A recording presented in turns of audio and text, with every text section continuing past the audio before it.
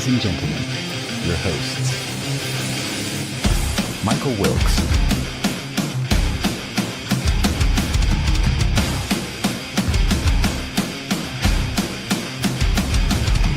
Angel Ortiz,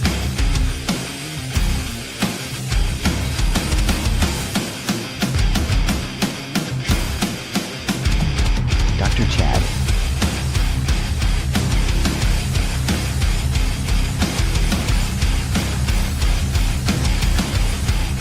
and Sam La Cavera.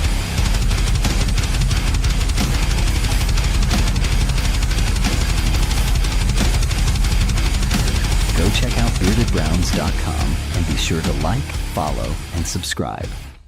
Enjoy the show. Almost forgot to turn my phone down. Caught it. I caught it, Mike. You can't hear anything. Welcome, guys. It is finally here. All three of us together in one place. It's not two. It's not Sam. It's not a insert guest here. All three of us are here. A week or week and a half before the draft. It's going to be a fun show. We got Damon Wolfe here from draftstacks.com. He is going to talk about the draft. You know, I'm about burnt out of anything draft right now. I'm begging for different types of news to pop up other than draft and who's going to get picked at 6 or the Browns going to trade back and trade partners here and there. I'm ready to find out who we're going to pick and how we're going to dissect this player and criticize Andrew Berry for either getting it wrong or praising him for being right. Either way, Chad is here. Chad has not been here for 2 weeks because 3 weeks. Sorry. As you can see, it's been so long. He has a full-grown beard. Yeah. What are they putting the food over in Japan? Go get used to it. By the way, in Japan, Japanese people do not really grow beards, so I stick out like, immediately. Like it's just like I feel like very U.S. culture right now. Like beards are just popular, and I know a lot of people can grow them all over the world, but like they don't grow them in Japan, and like they're not as popular in Europe. And so like you just really stick out as an American with like a big bushy beard, I feel like.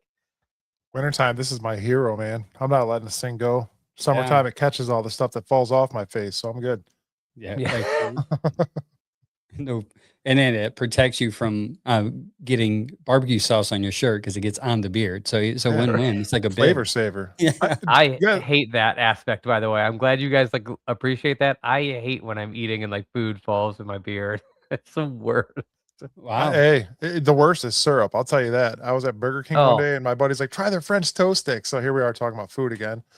I dipped in that syrup, dude, and it dripped down my beard. And they had the sappiest syrup, if that's even a thing. That stuff, it was sticky all day, dude. It looked like I put gel in my beard and it was just stuck. But I got over it. Got through the day. I sweated all that sap out of my face and we were good. I'm really excited for today's show. We had on Damon Wolfe last year, and just like Angel said, the draft fatigue is real. Chad's got jet lag. I don't have it, by the way. I was fortunate you look enough like you have it. Miss that last show because I had like some work stuff to do that Tuesday night, and then 2 weeks traveling to Japan. Zero NFL stuff other than like a very occasional like Twitter check, or like I get a lot of my updates through Bleacher Report, which doesn't work in Japan. And so like I was just not around the game for a couple weeks. So I feel like I'm coming in fresh as you guys exhausted. 2 weeks. Let's go. All right. Sam says, welcome back, Chad. James said, share the show. Yes, share the show. Thanks. James always has our back, man. That's why he's our number one fan. From Australia. Beers are popular here in Australia. From Australia. Yeah, and also Australian people are pretty common visitors to Japan too. So I guess that would be it. Is it Australians or Americans? We're way more similar countries than most places, I think. And we told Damon about the show like a month ago, so he's got like the Kevin Stefanski beard today. He's trying. he's getting ready. Yeah, I think he always has that, man. He's always had that. Yeah, he has got that little Kevin Stefanski beard. Rich says the champs are here. That is indeed, we are the champs. And speaking of that, tomorrow. I was going to say next week, but I realized tomorrow. I don't know what time. but tomorrow, stay tuned to our socials because tomorrow, Cleveland Scene Magazine will be opening up their Cleveland Scene Best of Awards again. And we're going to need your help to put our names on the ballot. So basically, what we're going to do is show you how to put Bearded Browns podcast on a ballot so we can go into the next round to become, again, the best local sports podcast. It's a month of voting and then another month of the next round. And I think it's like a couple of weeks for the next round, and the winner will be announced. But we definitely need you guys' help so we can go back to back and can have two trophies. This. Yes, two Pete's. I remember last year we thought, just throw our name in a hat. Let's see what happens. And then we end up being in the top 4 and we're like, oh, well, at least we're there. And then all of a sudden we got the call that we won and we're like, how? How did this happen? I mean, he's like, wait, we won? And they're like, we won? What? You sure about that? Wait, is that the Bearded Browns podcast? The guys with the beards? They were sure. Yeah. Yes. Nonetheless, we're going to bring in our guest right now, Damon Wolfe from draftstacks.com. He is a draft expert. I love him on X. He's a great follow. He has a lot of tons of information on players that you can break down. And I respect his opinion. You want to pull him up, Mike? There he is. Damon Wolfe. Hey, never mind. I was lying. Your beard actually looks better than Stefanski's. Yeah. Oh, I appreciate that. Nothing but hate. Nothing but hate around here. Can he spot talent better than Kevin? Anyways, that's a question. Sorry, I like on TV. Thank you for joining us, buddy. Somebody's Harry Clark tuning in from the Outer Banks, North Carolina. Jealous. Western Sydney. Nice. All right. Nice. Getting a lot of people from outside of Ohio viewing the show. Appreciate it. Damon Wolfe is a draft. I call him my draft expert personally. I follow him on X and I watch everything he posts because he's smarter than me. So I have a rule. If someone's smarter than you, keep them close because it helps you look smarter. He prints out everything that you post and has like a Bible with your face on it next to his nightstand. It's like, guys, I seriously doubt that. No, I was getting close to the draft. I was like, guys, because time is I have a 1-year-old now, so time is like lost in a 1-year-old. I was like, crap, we gotta get Damon on because we haven't had him on all year.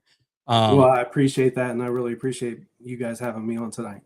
No problem. So you have a new website called draftstacks.com. You want to explain more what that is? Yeah, so DraftStacks is something that that's been in the works now for the past 3 or 4 years. I've been doing work on the draft and kind of publishing it and putting it out there. It started out kind of in a Notion database where I'd compile all the information and scouting reports on players and all their data. And I would build boards inside of Notion, draft boards, particularly for the Browns and my coverage of the Browns. So that's where it kind of all started from. And in the beginning, it was kind of as somebody who's loves the NFL, is a very busy person. I've got a family that keeps me very busy when I'm not working, trying to, for the average person out there trying to watch and learn about 350 players is a pretty tall task. So the whole vision for DraftStacks was to put something out that would really organize information for people to keep everything in front of them. Like the original vision for it was kind of like the Zillow of draft guides. So like you have, everything you need right there at your fingertips. So now it's kind of more in an app form on the website. It's pretty slick and it's got player cards. There's a big board that will have over 300 players on it probably by tomorrow morning. And my top 150 will be posted on the site with the player rankings.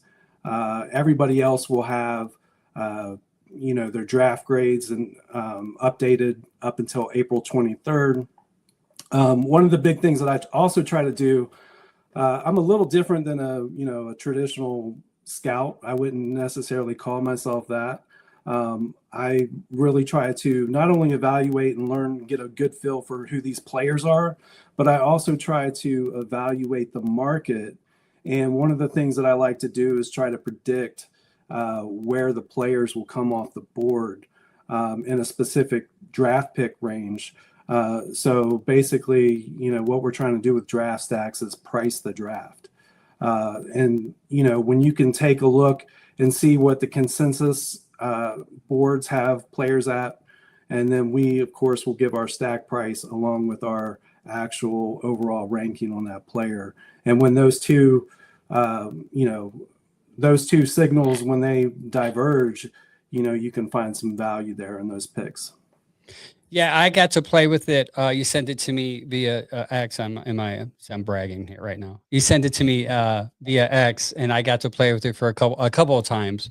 And it's very fun. It's different and fun to play with. And I could say that actually what I'm thinking of as you're speaking is I think I'll send a link to the guys, and then we can do our big boards next week. And you guys can have your top big boards, draft stacks, top big boards as far as draft is concerned, and we can present that next week. That would be a good idea. See, yeah. I do have good ideas sometimes, guys. It works out. Damon, I got a quick question. We were talking a little before the show, and how ready are you for this draft to actually be over?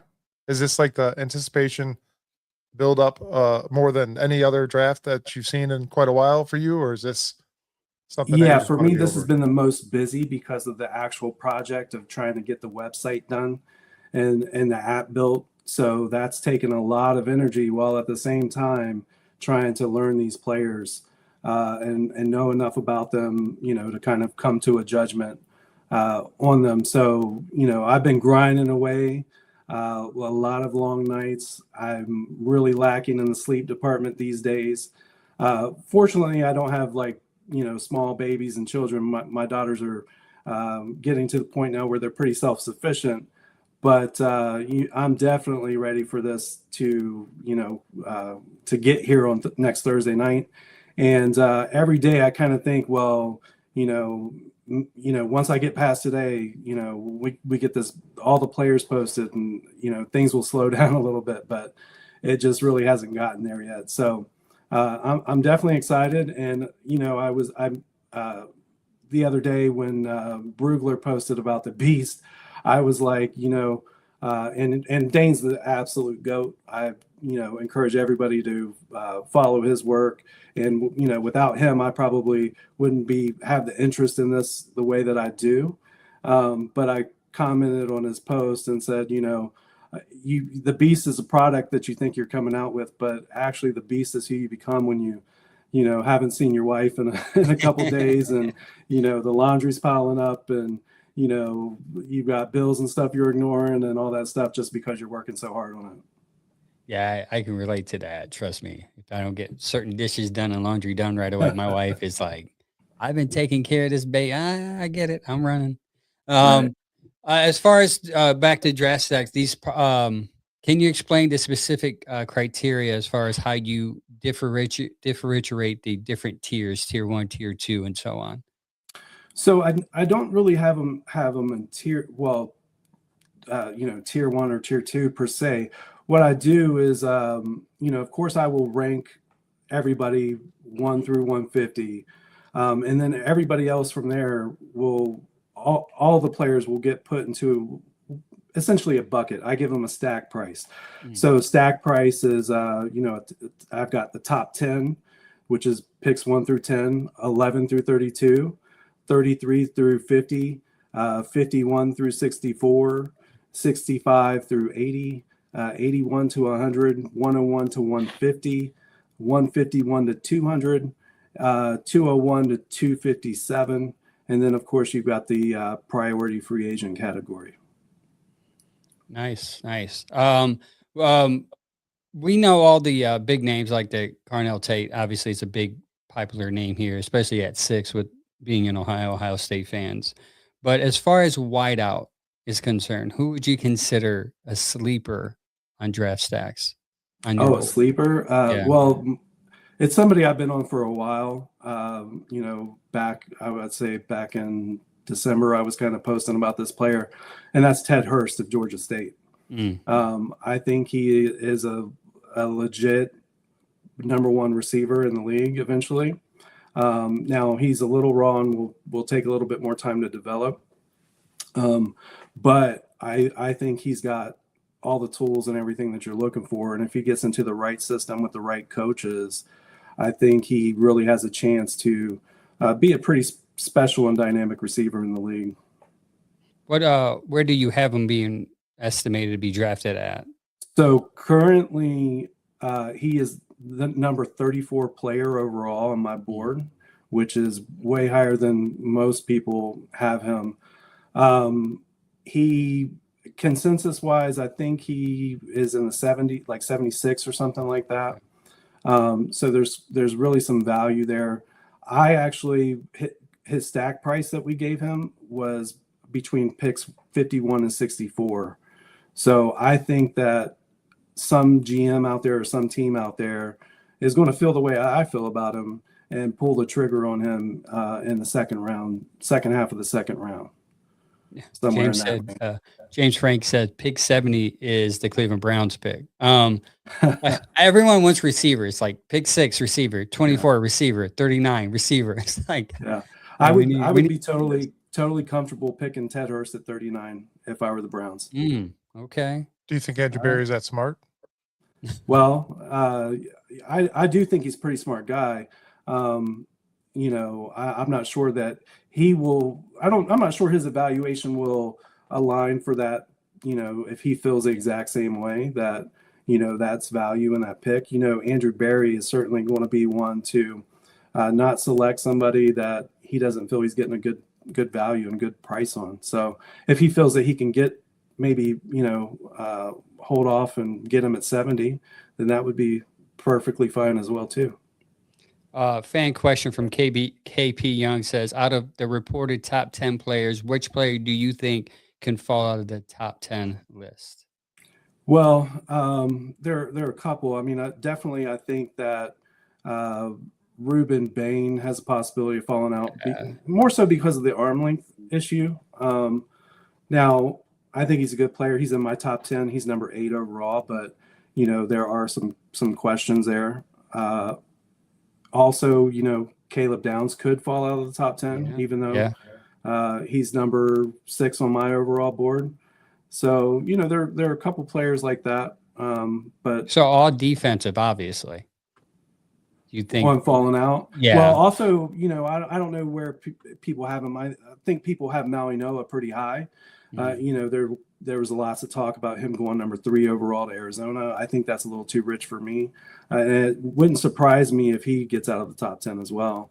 I have him 15th overall on my board. And I have him. I believe that he can certainly play tackle in the league. I don't, how high that ceiling is at tackle. I'm not sure. He definitely probably has a higher ceiling at guard. But it all depends on where he goes and what those teams think of him. Do you have any tackles or guards going in the top 10 on your board? Well, so or on my board, I have, as far as top 10 goes, I have Monroe Freeling as my 10th overall player on my board. And some of that is in a value, a projection on the prospect. And I think that, that's the number one job of all evaluators is to really judge what these players will be in a year or two versus what they are necessarily right now. So some of that is a little bit of a projection there with Freeling, but I really like the player. I really like the talent. I think he's a perfect ball of clay for a good offensive line coach to work with. And, I think he would really check a lot of boxes for the Browns and where they are at in their timeline right now.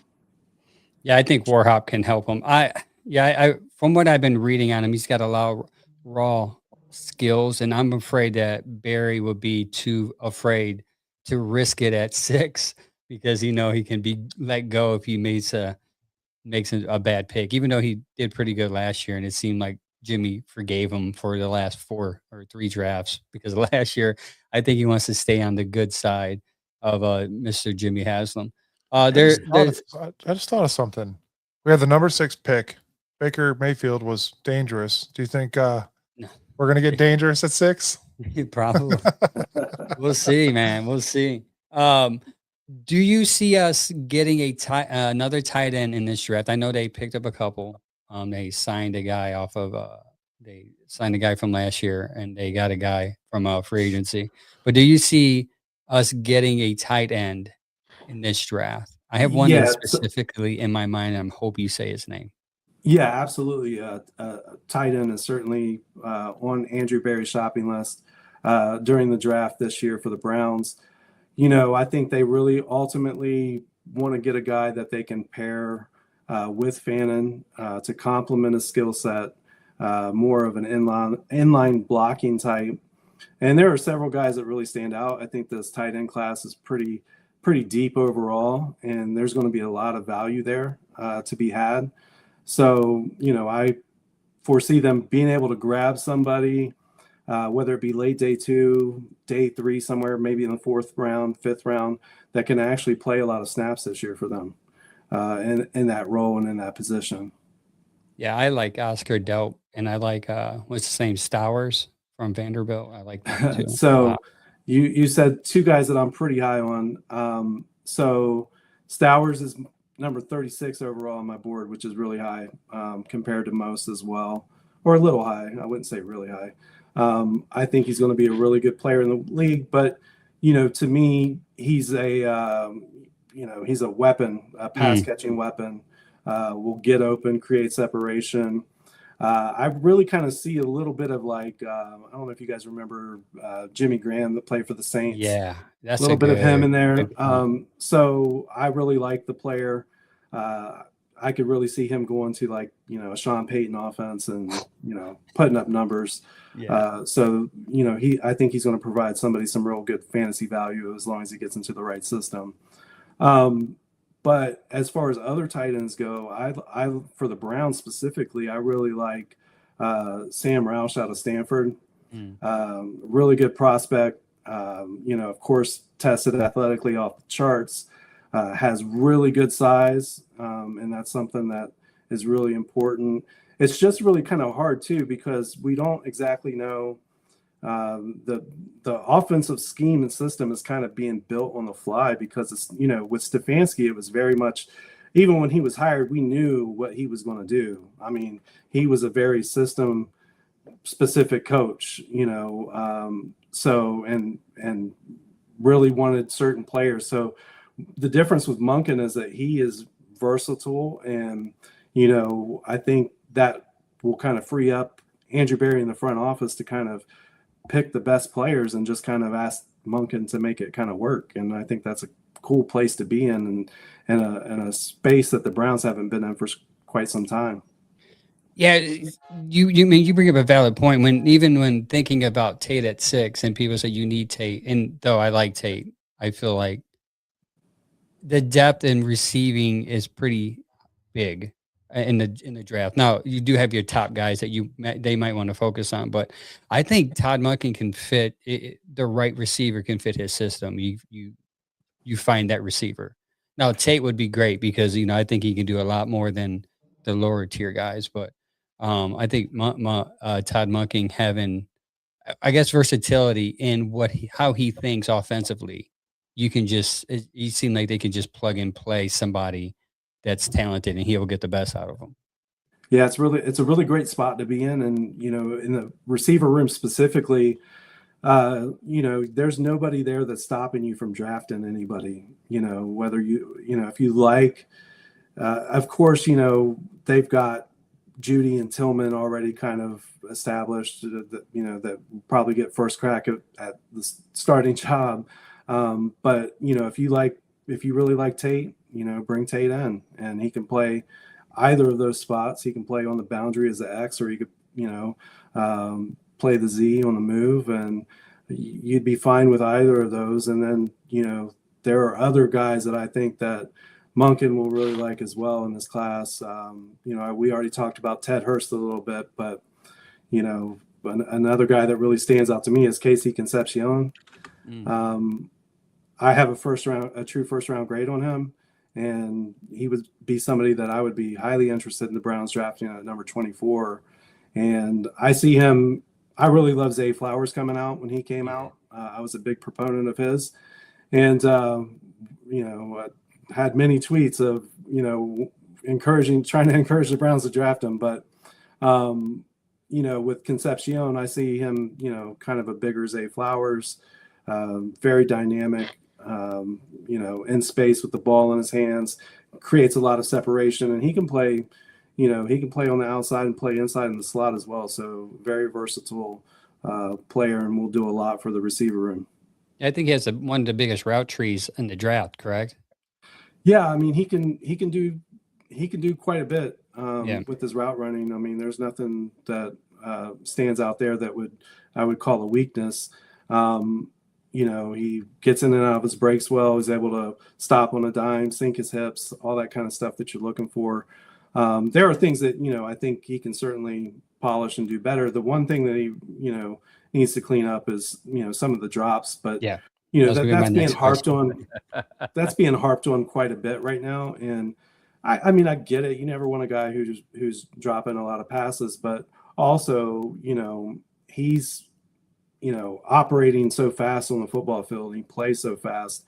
He's trying to make the catch and run and make an explosive play. And a lot of times he does make a lot of explosive plays. So you can kind of live with the few drops here and there. And that's just kind of going to be, your reality with him or anybody who takes him. Yeah, Browns fans are very sensitive to drops because of Jerry Jeudy traumatized us. So if you say a receiver drops the ball, they instantly shut him out. I do like Casey's Concepcion's route running, his speed. I think James Frank told me about the Zay Flowers comp, and I couldn't stop thinking about it since then. You just reminded me. As far as your rankings as your receivers, can you give me your top 10? Top 10. The top 10 on receivers. Yeah, so just let me real see quick. here. Let me pull up. Well, because I Top three. get top 5. Give me a top 5 then. Okay. As Well, I I mean, realize. I could give you top 10, but Okay. so basically I've got Carnell Tate as wide receiver number 1. He's the cleanest receiver prospect in the class. Very fluid mover, just very smooth in his route running, does a lot of great things that you really looking for. I don't know ultimately how high his ceiling is, but I think, he could be like a Justin Jefferson type of receiver. Maybe not with that much production, but he's definitely receiver number 1, and I have him 9 overall. At wide receiver 2 for me is Jordan Tyson. I love Jordan Tyson's game. I think he's probably the most dynamic receiver in this class, other than Concepcion. Does a lot of things well. It kind of reminds me a little bit of some of what Malik Neighbors brings to the table. But of course, the injury question. If there were no injury concerns with Jordan Tyson, You would be number 1. he would be my number 1 wide receiver overall. And a lot of people feel that way, but definitely Mekhi Lemon is receiver 3 for me. He does a lot. A lot of people talk about him at number 6 to the Browns, and that's just a little too high for me, a little too rich because of his height, and size, and he's a slot guy. Mostly he's going to be operating out of the slot, which, I think if he gets into the right system will be offer a lot of production to whatever team he goes to. He's a great football player. So that's number 3. 4 for me is Concepcion, we've talked about. And then 5, I've got Omar Cooper Jr. I see him. He's got a 2nd round grade for me. His stack price is 11 to 32, so I expect him to go in the 1st round. Ted Hurst would be next for me at number 6. We've already discussed him, and then I've got Denzel Boston and Chris Brazel and Chris Bell, all with 2nd round grades as well. Okay. Yeah, that's interesting. Chris Bell. Is it because of his injury? Or yeah, Chris Bell, I like him. I think he's very, very explosive, can be dynamic, can be a great playmaker. There are some things for him to clean up. He's, route running wise, there's some things that he can, get better at, and I'm sure he will as he continues to work on it. But yeah, I think that, I think he's one of those players that has a high ceiling, but, you could also envision a world where, he doesn't quite have the impact that, I think just from a consistency standpoint, I would like to see his play be a little bit more consistent. Okay. One last question before we let you go. Last year, you're on the show advocating for Shedeur Sanders, and we all know how last year ended for him, unfortunately, because of the chaos in Berea. His QBR was the lowest, and one of the lowest in league. Interceptions pretty high, touchdowns pretty low. But do you see him improving under Todd Monken's system? Also, after that question, do you think it's going to be a true competition with Deshaun Watson? Considering, I mean, I think next week is some camp starts, voluntary mini camp, and I think that's when it really starts to come to head there of the competition between the two, and maybe even Dylan Gabriel if he can somehow find or muster enough talent or height. I mean, yeah. Sorry. No, so yeah, I think I do remember coming on here and when Shedeur was number 4 on the depth chart, when they had him out there throwing the trash cans and staffers and stuff like that.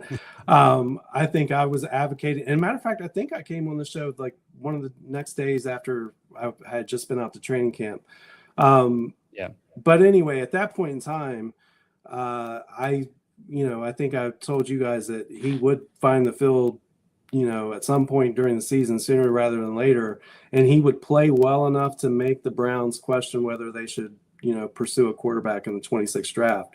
Now, we've seen ups and downs from Shedeur, as we do a lot of rookie quarterbacks, through 7 games. The flashes, he flashed some stuff. He showed a real ability to operate from the pocket and hit receivers in stride more often than not. There are some things that he will need to continue to work on and clean up his game. I think that, we haven't seen Shedeur yet where the game has actually slowed down. And, people talk about that for quarterbacks, and I think he managed the chaos of a very stressful situation and environment that he had to play in last year pretty well. I know the analytics and the EPA numbers and all of that stuff doesn't necessarily bear that out, but a lot of those EPA numbers are reflective of the entire offense, not just necessarily the quarterback play. Thank you. So and when you consider, I think most reasonable Browns fans would honestly say, if you watched all 17 games last year, that Shedeur was the best quarterback that the Browns trotted out there on the field, and the ability to move the offense and get the ball downfield. So you also have to consider that he probably had the weakest cast around him, especially on the offensive line at that point in the season. With all the injuries that they suffered, and guys going down throughout the year. So I do think that with an improved offensive line, giving him more time to throw, I think the number one thing that's going to be the biggest benefit to Shedeur Sanders is actually getting more live reps in training camp with the 1s or even the 2s out there, because that is when you actually have the opportunity to, at practice is when you learn what throws you can make at this level. So coming from college, and he had a long, period where, of course, they were practicing every day, but he, playing in game speed and all that kind of stuff just wasn't there for him. And, he was kind of buried on the depth chart. I was very critical of Stefanski last year for, not, pushing him along sooner, because the talent level is there. Because in my opinion, last year, I did not think that Shedeur Sanders should have been the 2nd overall pick. I had him as my 27th ranked player overall on my board. I thought he was, I gave him a true 2nd round grade.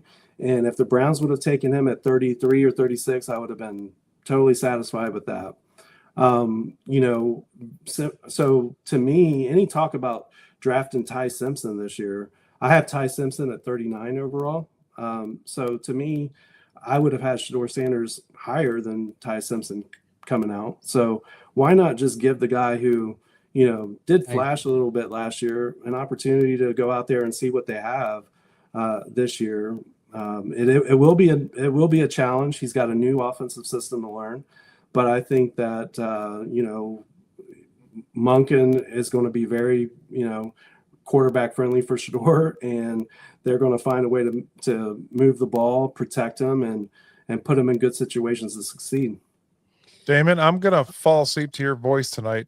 I'm going to replay the show, and I'm going to listen to that and fall asleep to that. You also, I was like, man, am I boring you that bad? No. No. No, you got a matter of fact, you got a fan in Quick Clips. He's a Shador fan. He's our advocate of Shador. Every time we're on, he talks about Shador. Even when we're not talking about Shador, he finds a way to bring Shador up. He says, I like this guy. He should be a reoccurring guest. Matter of fact, I do you one better, Quick Clips. Awesome. Damon, tell them where they can find you on all your socials so Quick Clips can constantly see your face and hear your voice. Okay, so you can follow me on X at NFL in Motion. And then you can find my work at draftstacks.com. Actually, we have a pretty cool feature we just launched last night. So I'm building custom boards for all 32 teams. So it's just it's a focused board on 25 players. So the 25 players that each team should focus on in the first 3 rounds of the draft. So everybody can go to draftstacks.com, and you do have to just put in your email address, and it'll download instantly the 25 players on the Browns board that I would have there to focus on in the first 3 rounds. Thank you, sir. Really quick. We were fanboying so hard and letting Damon talk. We didn't let Chad talk once. Chad, do you have one question for Damon before we let him go? Oh, he's still speechless.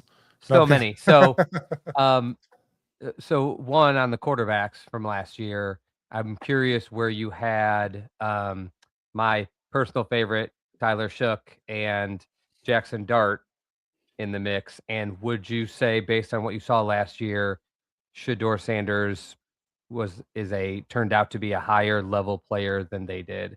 I know the situations are very different, but I think everybody would agree the Saints and the Giants were also bottom teams. Malik Neighbors losing Scadaboo. I think there's just as much conflict in the Giants. So I'm curious where you had those guys stacked since you had Simpson at 39. Sure. So last year I had Shador at 27 as my second ranked quarterback. And then I had Tyler Shough at 40, I think it was like 46 or 47 as my third ranked quarterback. Close to where he went. I had Jackson Dart as my fourth rated quarterback, and I think he was like my number 50 or 51 player overall. So I like both of those guys. I like Shough a little bit more. And I wrote an article last year before the draft that I thought the Browns should really focus on, and I tweeted this quite a bit too, even on the first couple days of the draft, that the Browns should focus, based on the room that they had at the time. They had Joe Flacco and Kenny Pickett, and I was not fired up about that proposition going into last season. So I was a big proponent of them taking a quarterback that could help them right away. So I was advocating very heavily for them to draft either Shador or Shough as a guy that could come in and start games that season, kind of take over at some point. So ultimately it kind of played out that way. I think, Shador still has stuff to clean up, and I'm not over here apologizing for, or making excuses for him. There are things that he needs to improve upon. And I just think that, clearly I think that the Andrew Berry and the Browns kind of feel that he's got the potential there too, because why else would they not have brought somebody in by now? And they honestly haven't. And back to Angel, your original question about the competition between he and Deshaun, I think that it's a situation where, they need an answer, and they're willing to, look at what Deshaun could do. But I don't think that that's going to be much of a, actual competition. I think that, Deshaun will be there in the room. And if somehow he just, balls out in training camp and, wins over Todd Monken, then, he'll win the job. But I don't expect anything's going to be given to him. I think that all things being equal, they would much rather have Shedeur be given the keys to the offense to see what he can become. Yeah, I think that would be the smart move. Yeah, I think obviously that feels like the more long-term play, and I think Shedeur's set up for success. I think he would have to really falter for Deshaun to get the nod there. Another question I have for you, and this is the last one. You had mentioned earlier that you had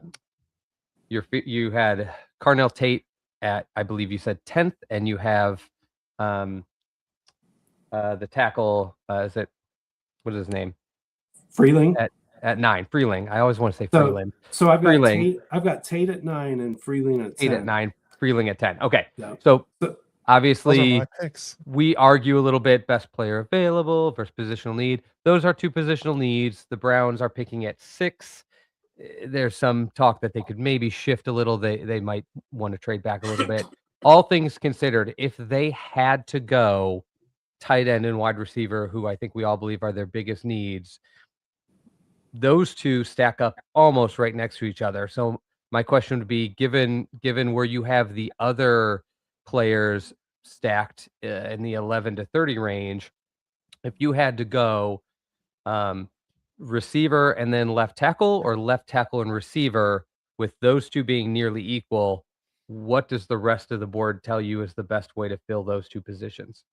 Yeah, for me, the decision between Tate and Freeling is something that, like all Browns fans, kind of been torn over. But ultimately, at the end of the day, it does come down to that board and what players are available later. And I'm more confident in going with the offensive tackle at number 6 and getting a good wide receiver later in the draft. Unless you could guarantee me that Max Iheanacho would be there at 24. And you just can't, right? So, and I don't want to have to, waste capital to trade back up. So Tate's a great receiver. Whoever gets him is going to have a great, potential number 1 wide receiver in their room. Just to me, I also think that Freeling I think he has the tools and the skills to develop into a franchise left tackle. Yes, I agree. According to our chat, you got a couple of fans. So we will be asking you back after the draft to see what you think of that, obviously. Thank you for coming on. Appreciate your time and your draft mindset. And Draft Stacks is a great website. I'm not just saying it because he's on. I played with it a couple of times while I was putting my son to bed. It's really good. I'm going to get more into it this week. And Tuesday, we're going to kind of play with it on our show live.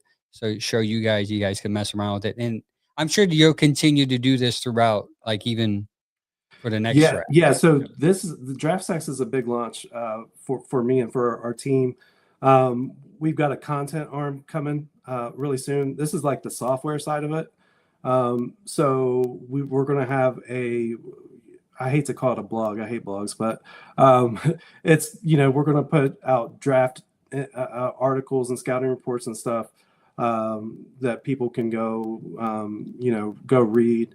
I've got a mock draft coming out this week, which will be my first. It'll be a full 3-rounder. And then next week on the day of the draft, the morning of the draft, I'll release my final 1-round mock draft. Listen, I got it set up right now if you want to do one live.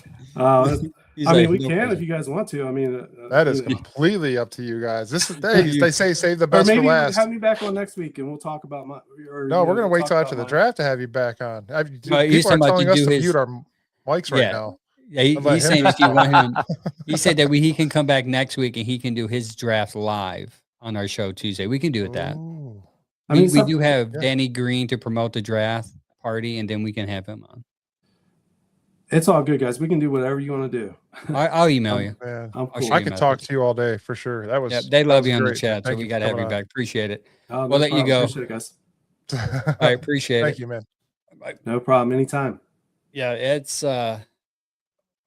that's a good Awesome. website, man. I'm telling you, Dude. the reason why I couldn't get too much into it because it's very detailed. Like I mean, it's very Yeah. good detailed, and I just didn't have time to invest like 100% because I wanted to kind of get it down before he got on.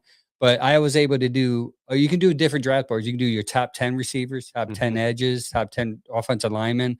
I'm actually thinking about doing it for the show for our draft party, so I can have my Yeah. list of top 10 in each position. That way, I kind of know what I'm kind of talking about. So you can use it as a tool for that. Yeah, and I Everybody's think telling them to so. do it now.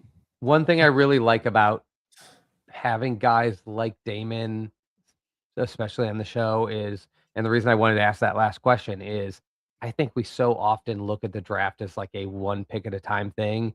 And I know as much as people say differently, like I've watched people mock draft. I've watched people literally reset mock drafts because the board didn't land how they wanted and they want to get certain guys. So they'll literally like refresh Restart the it. page Yeah. and they'll restart it and be like, okay, this time I took this guy here. And then this time so-and-so landed me. Boom. And then they'll Yep. post it on X. And I've just seen people do it enough where I'm like, and we make so many, like exactly what Damon said. Like, if you could guarantee me this guy is there, I would rather take Tate because he has Tate higher. The reason he has Tate higher but is taking Freeling first is he doesn't trust the guys that will come later. And that's how a GM has to constantly be thinking. He has to have his scenarios for if he can trade back or if he can't. He has to have a scenario, like the amount of people that are like, oh, you got to trade back. You don't get to make that call all the time. They did last year, great. But like, if somebody's not calling and making the offer you want, then you can't do it. So like, you have to be ready to make a pick at that spot. And you have to be ready if, you're picking 6, you have to have multiple guys that you want at that spot because you don't know who's going before you.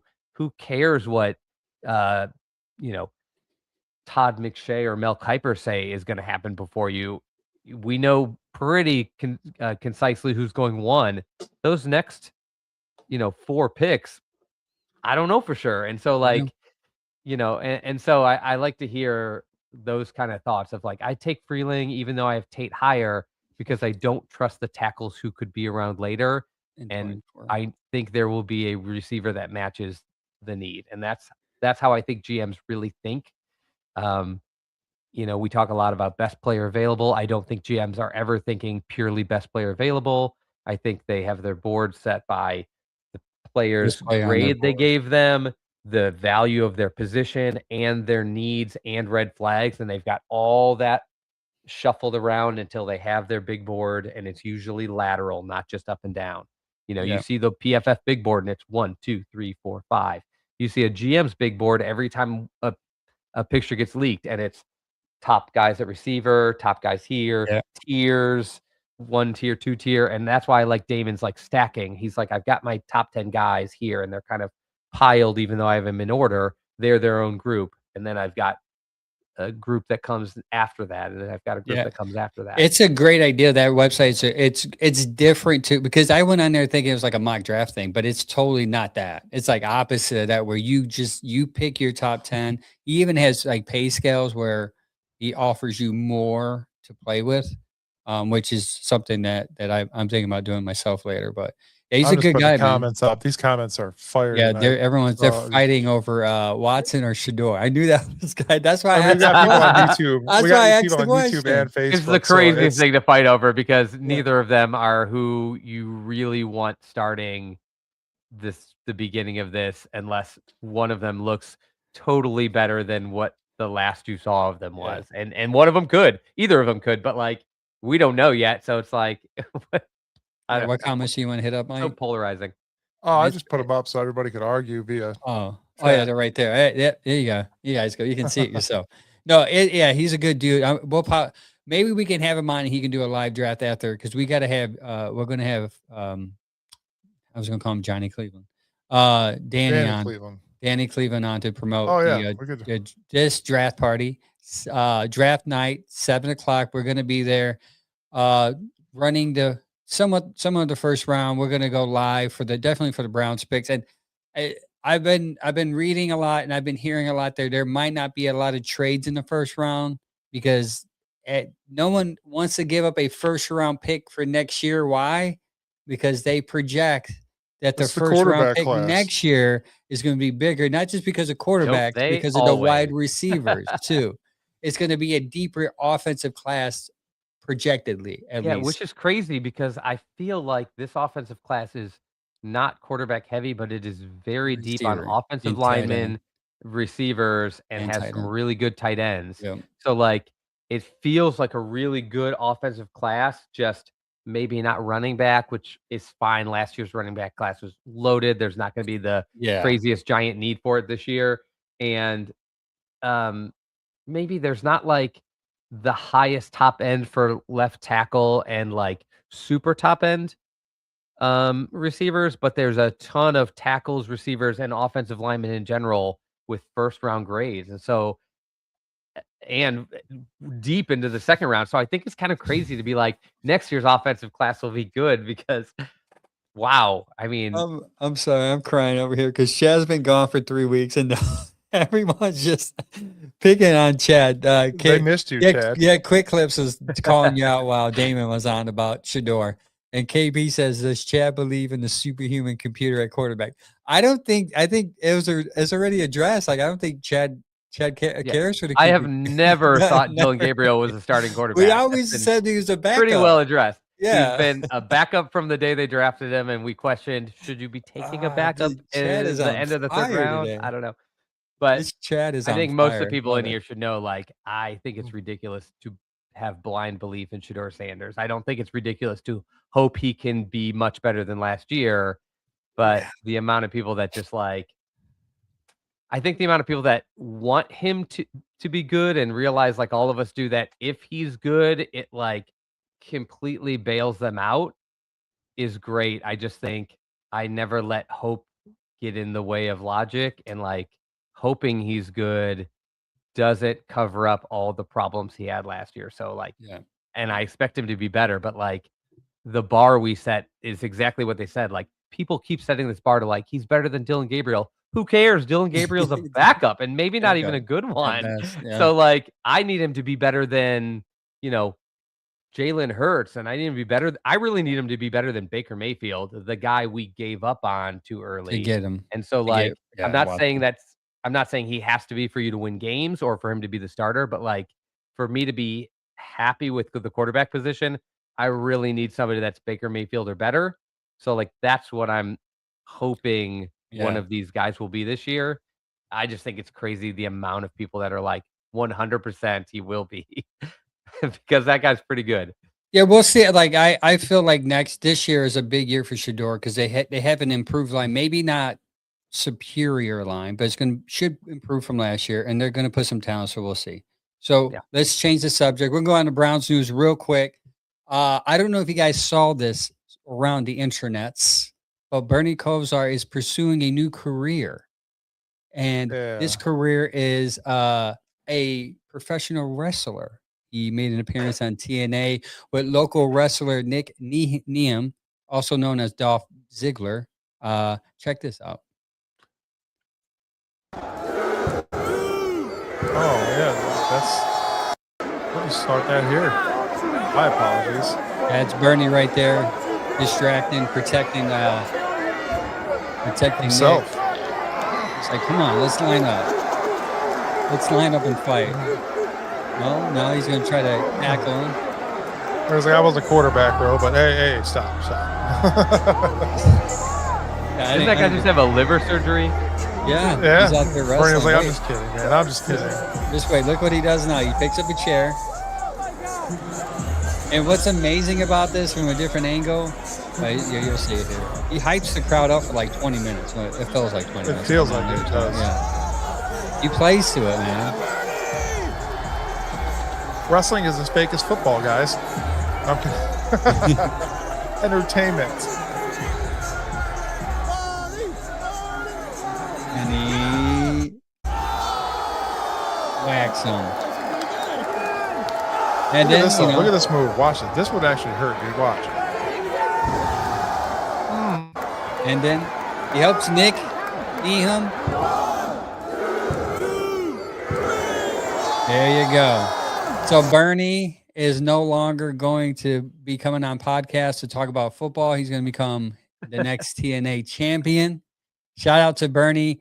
I love seeing him do that. You saw him at the Greenies a couple hours before Yeah, I was that. going to say, Sam and I were at the Greenies the Great Lakes Collectors Convention this weekend, brought to you by Greenies Sports Cars, and we saw him in passing, and I forget what Sam said to him, but we all laughed. We're on our way to the bathroom, and I think Bernie was on his way to the VIP bathroom to get ready for that night, and it was cool, man. That event was amazing. Got to meet Joe Thomas, Tim Couch, Ozzie Newsome. Who else? There was like 2 Olympians there. Hope, I forget her name right off the top of my head, but Eric Metcalf again, and I actually gave him some of our stickers and said, "Thanks for coming on the show, man." And he's like, "I remember you." Yeah, tell him to come on. We need to reach out to him. He has a bowling event coming up in May, so maybe I think we're going to be at that event. I don't know if I can. It's my wife's birthday weekend. I don't care. I don't care either, but she does. Oh, you said it on the show. Why do wives always get full birthday weekend? I know, like I get it, and I because my second daughter was born 16? In the same month as me. Like I don't even get it. I get like an hour. Like the rest of the month belongs to my daughter. It's unfair. I don't even care that it's my birthday. Yeah, it's unfair. Yeah, I just want to go out to eat and get a couple drinks. But that's probably it's been limited. I know definitely me and Sam will be there, and I don't know if Gary and Logan will be there, but I'm going to try to be there. I would love to be there. Yeah, let's have him on to promote that. Next up on there, we caught up with you, Chad, already about Japan. You had a fun time. You sent a very interesting video. Awesome. Was it on X that you posted with the rattlesnake or a snake drink? Oh yeah, the snake drink. Yeah, that was pretty cool actually. I got pretty super drunk that night actually. I met up with my old college roommate and we got to drinking a bunch of like local drinks at a Okinawa restaurant, and it was a lot. It was no joke on the strength of those drinks. That's sake. They drink plenty of sake, but we had sochi, some of the local beers, and then whatever it is you go on X and you see it. Into. Yeah, it was a snake, and there was some liquid, and then they dump a cup into it, and then they pour it into your cup. Yeah, and they press the snake before they like get your drink. So look at I'm glad you made it back to the States. Jeez, yeah, seriously, you had to have been drunk to drink that, right? I mean, were you already home on that one? I mean, so first of all, Japanese people culturally, the guys can drink, man. They drink hard, and like it's just culturally when someone offers you a drink or food, like a lot of places, you take it. And so he just kept like, let's do another drink, and we just went for a while. Man, but yeah, I stumbled home on that one. James Frank wants to know, what was the coolest thing you saw there, Chad? I don't know that there's one. I can't remember. I was so drunk. Yeah, we went to a bunch of temples. We went and saw like this cool Buddha shrine. I think we were there during cherry blossom season. So one of the coolest things was just like turning a corner down a very traditional like Japanese street, like you always see in movies. Those kind of winding streets with like all of the small shop signs up, and just cherry blossoms fully bloomed in pink and white, like everywhere. Nice. So it made the trip a little more expensive because that's a really popular time to visit, but it was really cool to see just piles of cherry blossom. It's not even like, I think of them here at like, you go down certain areas and like there's certain trees that bloom together, or we have jacarandas that bloom purple, like in the neighborhoods in San Diego. But to see the entire country is covered in these trees and the whole country is bloomed at the same time was pretty nuts. James, KP Young says Chad went sumo wrestling. He just doesn't. Yeah, I wish. Probably doesn't. Oh man, I wanted to do a sumo event so bad, but they're rare and they're not that easy to jump onto. Anybody that's thinking about going though, the flight is a nightmare because you're just changing time zones into, they're basically into the other future, side of the world. Yeah, so you go and you leave on a Tuesday morning and then you land on like a Wednesday night. It's like a weird switch to like not only the time, like when you fly the other direction, but the day. And then when you fly back, you leave on a Friday and then you like land on a Friday, even though you went overnight. So it's a really trippy switch, and the flights were really expensive. They're much cheaper, not in cherry blossom season, but everything else there, like transportation is cheap. The hotels and Airbnbs were really cheap. The food is so cheap, and like it was just a really awesome feeling on a trip to be able to go drinking, eating, traveling, and everything is such a low price compared to the US that you just feel like you could just fling out Like you're cash a without thinking about it. billionaire. Once you're there, Yeah. getting there, yeah. Buy your tickets way in advance so you kind of forget how much you spent. And then while you're there, you're like, oh my God, I'm so I'm rich. rich. Like, Yeah.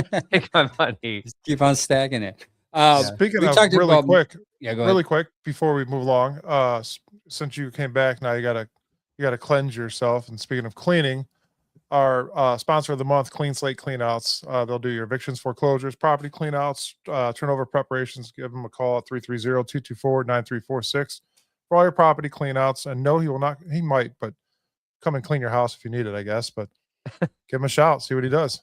If you need any junk removed, if you need your kids removed, he'll probably do it. Give him a call. Smooth transition.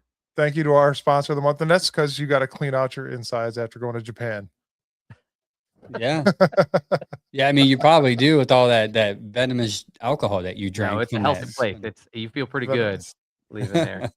So we hit a couple of these topics with Damon, so I'm not going to repeat ourselves. But one thing I do want to talk about is the Diana Rossini and Mike Rabel conversation, because you have in there, what else did I miss? I don't know if you missed that while you were in Japan, but it was pretty big, No, at least for me. Here. Actually, Kat caught it because she follows like a lot of like rumor mill blogs and stuff, and so she actually caught it. And It's interesting. Did you guys see the photos? Uh-huh. Okay. So to add context, when you see the photos and then you hear their excuse afterwards, oh, it was just a hangout. I thought to myself, if my wife will ever see me Yeah. lock hands Yep. with another female, and I'll just say, hey, I'm just hanging out. At a remote resort together when neither other spouse is there. Yeah. That's Yeah. immediately she's like, does this seem normal to you from a guy's perspective? And I was like, no way. I That's saw the some coolest shady stuff picture though happening. when somebody, you remember that couple that got caught that owned that astronaut Yeah. company or whatever? Somebody's photoshopped their I saw faces that. on it. I saw that. That was funny.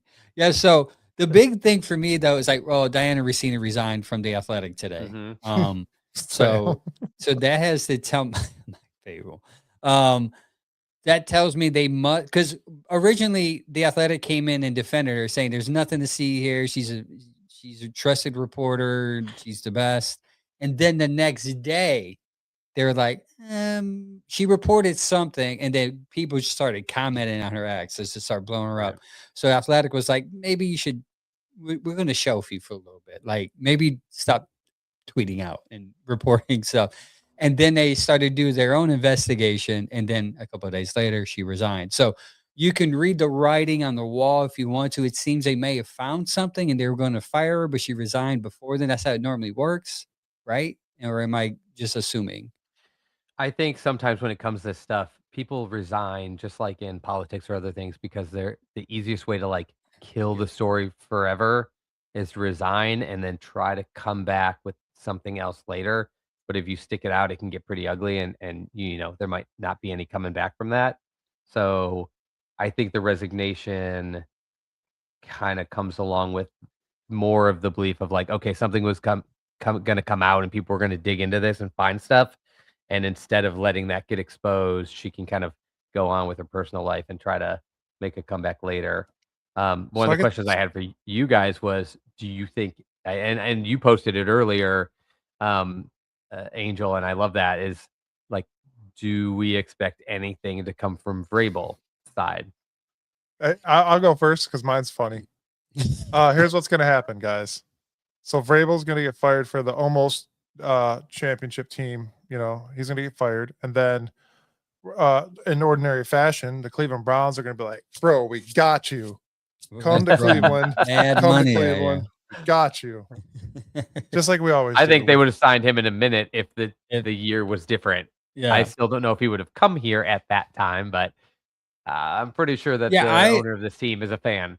I feel there should be something done for his parts. Obviously, we can sit here and say no, they're adults or consenting adults, blah blah blah. There's a professionalism that crossed boundaries there somehow, and it started way before holding of the hand at the pool. Because you just don't cradle each other's hands, Right. both hands, by the way, and then smile that they were smiling, and think to yourself, "Oh, they're just colleagues." Yeah, it feels like people were gonna start digging, and they were like, "Oh, they're gonna find stuff, so we better like kill this story."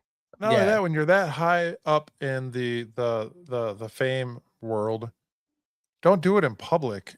I'm not condoning cheating at all, No, yeah. whatsoever. But don't do it. Mike's not condoning cheating. Obviously, he's condoning being hiding shadier it. and more secretive. Yeah, Yeah, I guess it was a private resort. at least So be good at it. here's a theory that I found out, that the husband hired a PI because he felt like something was going on. And that's how they got the pictures, because the PI followed her to that resort and saw those pictures. Took the pictures because they saw her and Vrabel together. Which, if you start going down very the Veronica internet, Mars. That's a very Veronica Mars theory, and I love it. yeah, and if you go down the Twitter sphere of conspiracy with her, like, you can see these clips she's posting talking bad about her husband and how she's not a good mom because she leaves her kids and while working, and the husband's getting mad at her. You kind of make it all sense, like she was putting her career over her family, and her husband was getting mad. I mean, it's a big story. Look at it. Go search the internet. Can you call Vrabel a good old Ohio State Patriot now? Yeah, well, I mean, probably did a lot worse at Ohio State. But we'll move on from that. Yeah, nothing will probably happen to him because he's in a different type of position, and he's a guy, and people are like, "Well, that's what guys do." I do want to say we get a little leeway. I want to say something about James Frank real quick. Before the show, I scrolled Facebook for a second, and I saw him rollerblading. So I'm glad he's actually alive to be here on the story today, or on the show. Shout out to James Frank for surviving. Dude. I don't. I'm glad somebody immediately, by the way, in the chat brought up Robert Kraft. Well done, KP Young. The guys have been caught doing worse, and they're still around. We have a quarterback who's been caught with much shadier stuff than having a extramarital hand holding at a pool. So yeah, you just Scott sometimes said, see if they were in Japan, this wouldn't have got out. Yeah, Chad would have saw it. It's quieter there. I stuck out because you Japan can't is like a understand very what they're saying. respectful, quiet place, and I'm nonsense all the time. So what say? Can you do a sentence in Japanese? Watashi mo no namae wa Chad, and that's hi. My name is Chad. Oh. I thought you were just gonna say I want knowing. I learned a handful. I do cheat phrases when I go. Like my favorite phrase on the trip was "Osusumi wa nan desu ka," and that means like, what do you recommend? Because I don't like try looking at a menu in Japanese, and I'll eat anything. So I'm much more quickly to learn a phrase that says like, you tell me what to order instead of me struggling through these symbols. You and Vrabel have something in common. You both eat anything. All right, anyways, we're and on to the story of the week. New NFL. Another NFL news is brought to you by Bearded Bastard Barbecue Sauce. Shout out to them. He's going to be coming up to the draft party. Chad's not, though, because he went to Japan instead. But we're not mad. And it does sound awesome. It does sound awesome. And I wish this trip I would take Japan over a weekend in Cleveland. But I wish this trip had been like a month earlier, because I think I probably could have swung it. And it sounds like it's going to be so much fun. I saw all the details on the raffle, the prizes, the people, the sponsors that are going to be there.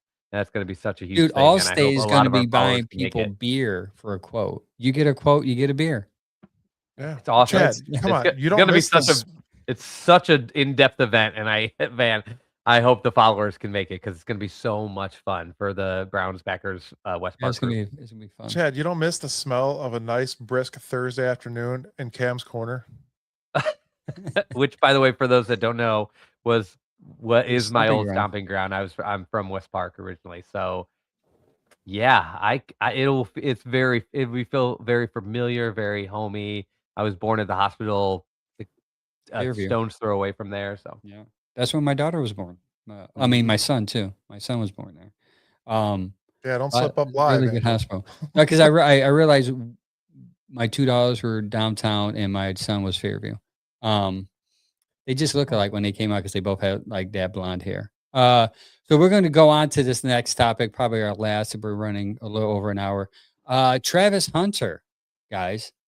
It was reported this weekend that by Ian Rappaport, I believe, said that he was going to play cornerback. I was going to say center. He was going to play cornerback only, an occasional little sprinkle in as a receiver, as a gadget play. But Travis Hunter said, "Who said this?" To that report. So it's a lot of speculation going on that Travis Hunter will be doing maybe 90-10, 90% corner, 10% wide receiver. But what made him valuable at pick number 2 was the fact that he was going to be a unicorn. And I do believe this show, the reason why I'm bringing this up, because I believe this show was one of the shows that did not believe that. I think Mike was pounding the table saying, you can't do that. It's impossible. And Chad was like, I don't even know if I want to do that. I didn't want him to begin with because I wanted Mason Graham. So either way, it worked out for us. So when you heard that news and when you saw the news, were you guys surprised? No. Relieved would be more than surprised, because I think we kind of talked about it.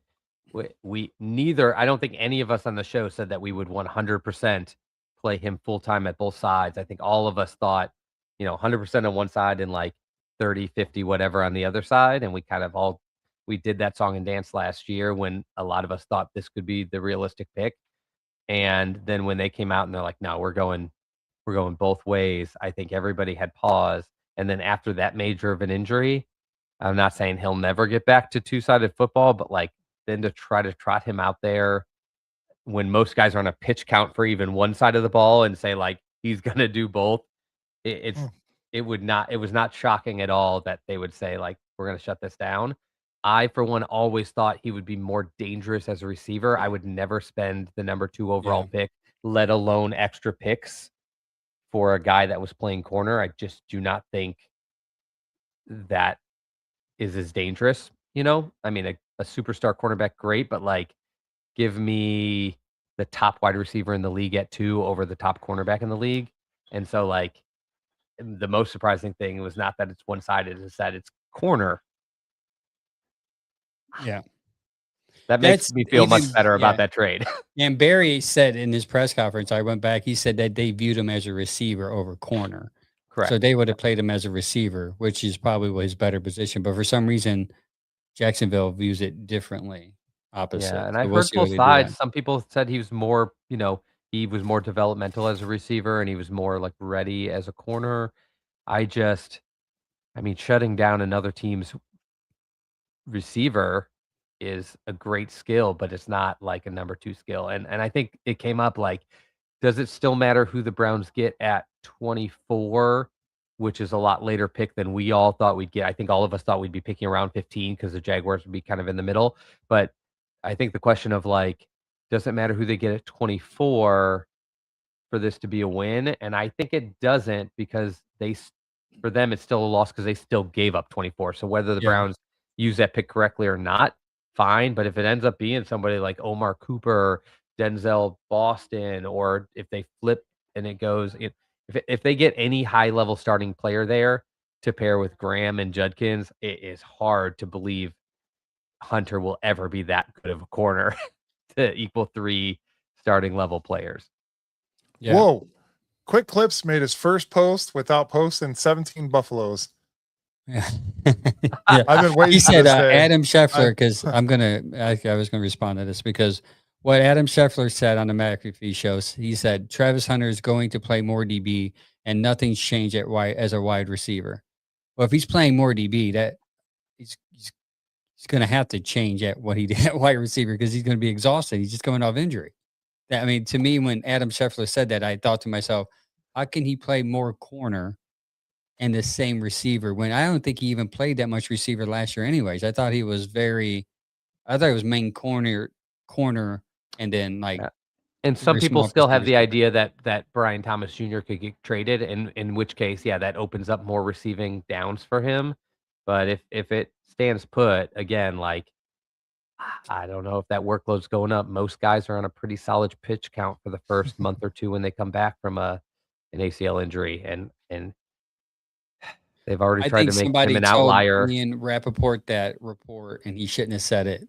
So Jacksonville is kind of calming down people because they didn't want to look like they got scammed. That's what I think. Quick clips, take that. I honestly don't think anybody's getting. You're going to come in. It's the NFL, guys. We talked about it numerous times on a show where we said it's a faster game. You could be out there more depending on your whole defense. You're not going to be a rotational defensive back.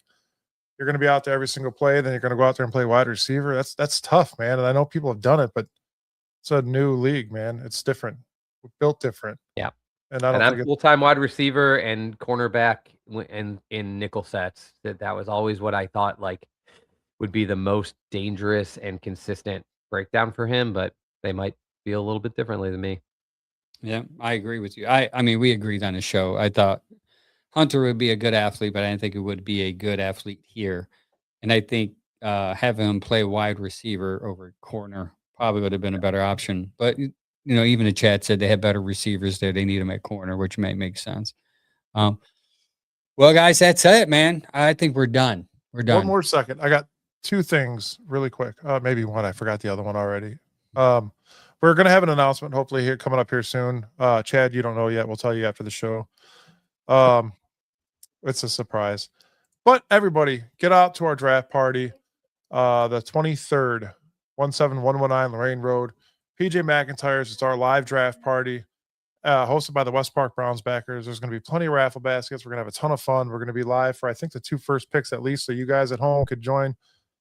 But we encourage you to come to the party and have a beer or a Sprite. And the Reuben egg rolls, man. Dude, those things are amazing. But yes, do that.